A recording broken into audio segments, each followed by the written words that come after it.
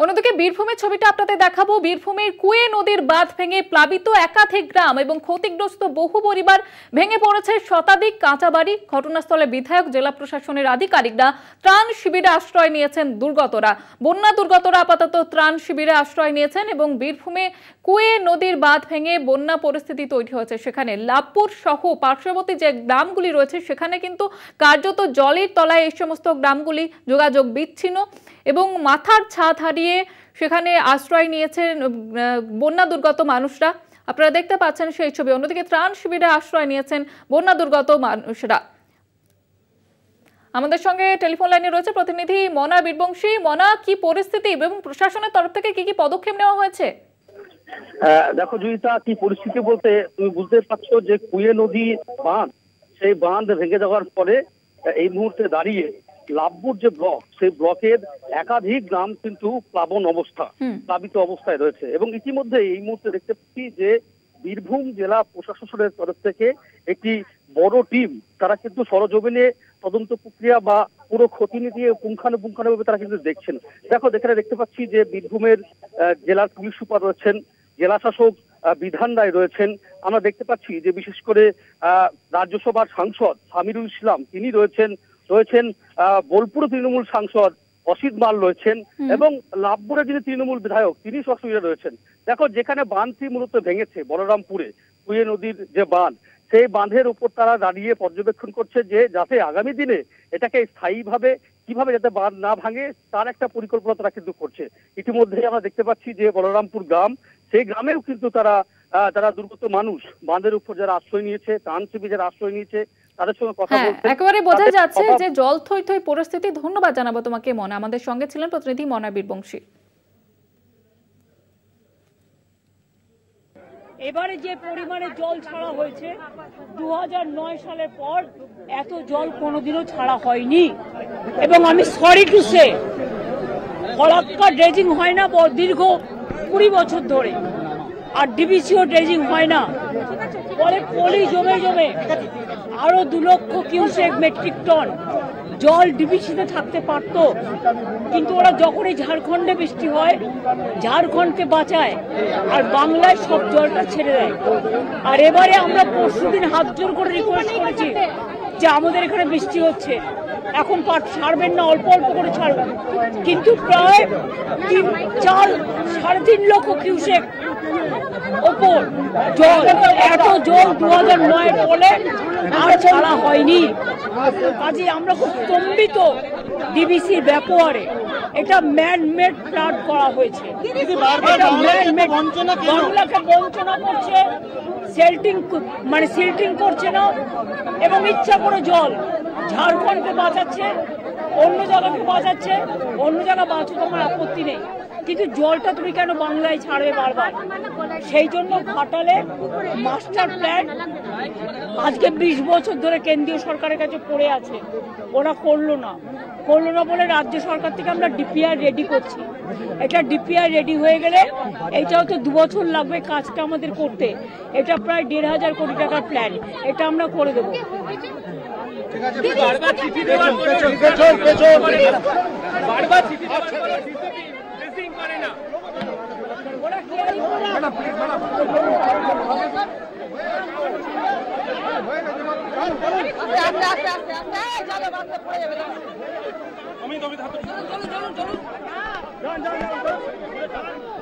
আপনি বেরিয়ে যান,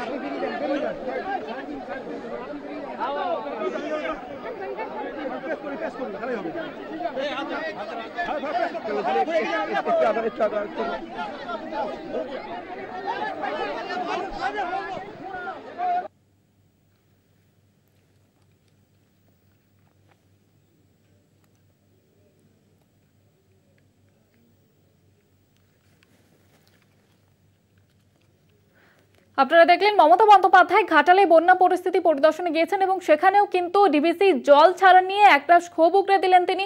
এবং তিনি জানালেন যে 2009 সালের পরে কিন্তু এর এত পরিমাণে জল ডিবিসি তরফ থেকে ছাড়া হয়নি, আবারও ম্যানমেড বন্যা বলে তিনি ক্ষোভ উগরে দিলেন। মমতা বন্দ্যোপাধ্যায় বন্যা পরিস্থিতি এলাকাগুলি পরিদর্শনে আজকে গিয়েছেন। দক্ষিণবঙ্গ একেবারে বন্যা পরিস্থিতি তৈরি হয়েছে এবং ডিবিসির জল ছাড়া নিয়ে আবারও ক্ষোভ উগড়ে দিলেন মমতা বন্দ্যোপাধ্যায়। 2009 সালের পরে এত জল ছাড়া হয়নি, পরিকল্পিতভাবে জল ছাড়া হয়েছে এবং এই নিয়ে কিন্তু সরব হয়েছেন মুখ্যমন্ত্রী মমতা বন্দ্যোপাধ্যায়। দক্ষিণবঙ্গের বন্যা পরিস্থিতি নিয়ে উদ্বিগ্ন মুখ্যমন্ত্রী আবারও ডিবিসির জল ছাড়া নিয়ে ম্যানমেড বন্যা বলে তিনি ক্ষোভ উগড়ে দিলেন মমতা বন্দ্যোপাধ্যায়।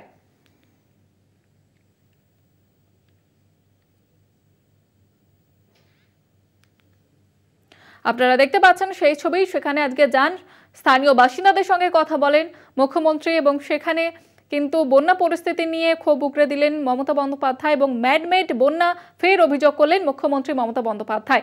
আপনারা দেখতে পাচ্ছেন যে বন্যার মধ্যেই কিন্তু সেখানে এলাকা পরিদর্শন করছেন মুখ্যমন্ত্রী মমতা বন্দ্যোপাধ্যায়। সেখানে সাধারণ মানুষের সঙ্গে কথা বলেন তিনি এবং সেই সঙ্গে সঙ্গে তিনি আবারও কিন্তু ডিবিসির জল ছাড়া নিয়ে ক্ষোভ উগড়ে দিলেন।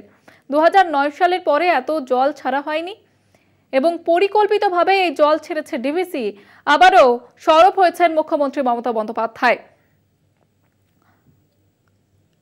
টানা বৃষ্টির জের এবং তার মধ্যে কিন্তু ডিবিসির তরফ থেকে জল ছাড়া হয়েছে। 3 লক্ষ কিউসেকের উপরে জল ছাড়ার অভিযোগ করছে এবং যে কারণে দক্ষিণবঙ্গের একাধিক জায়গা কিন্তু এই মুহূর্তে জলমগ্ন পরিস্থিতি, বন্যা পরিস্থিতি তৈরি হয়েছে এবং আজকে বন্যা পরিস্থিতি খতিয়ে দেখতে পরিদর্শনে যান মুখ্যমন্ত্রী মমতা বন্দ্যোপাধ্যায় একাধিক জেলা এবং সেখানে কিন্তু সাধারণ মানুষের সঙ্গে কথা বলেন, তাদের অভাব অভিযোগ শোনেন মুখ্যমন্ত্রী এবং সঙ্গে রয়েছেন প্রশাসনিক আধিকারিকরা। জেলা প্রশাসনকে নির্দেশ দেওয়া হয়েছে যে সব রকমভাবে দুর্গতদের পাশে থাকার জন্য।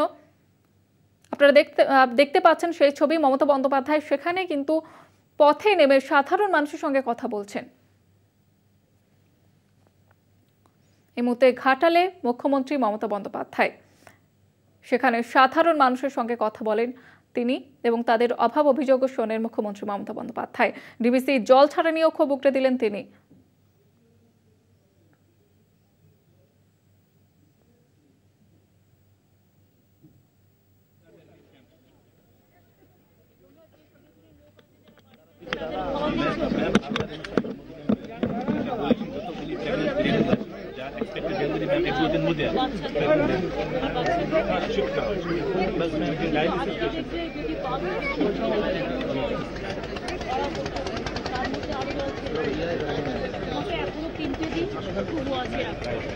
আমাদের এখানে নৌকা আছে, সেটাই ব্যবহার করছি।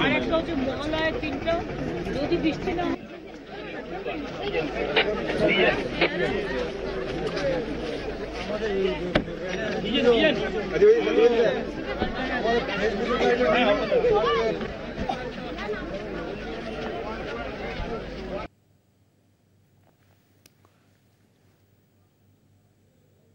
ঘাটালে বন্যা পরিস্থিতি খতিয়ে দেখতে মুখ্যমন্ত্রী মমতা বন্দ্যোপাধ্যায় সাধারণ মানুষের সঙ্গে কথা বলেন তিনি এবং ডিবিসি জল ছাড়া নিয়েও ক্ষোভ উগড়ে দিলেন আবারও একবার মুখ্যমন্ত্রী মমতা বন্দ্যোপাধ্যায়। 2009 সালের পরে এত জল ছাড়া হয়নি এবং পরিকল্পিতভাবেই জল ছাড়া হয়েছে ডিবিসির তরফ থেকে, এমনটাই অভিযোগ করেছেন মুখ্যমন্ত্রী।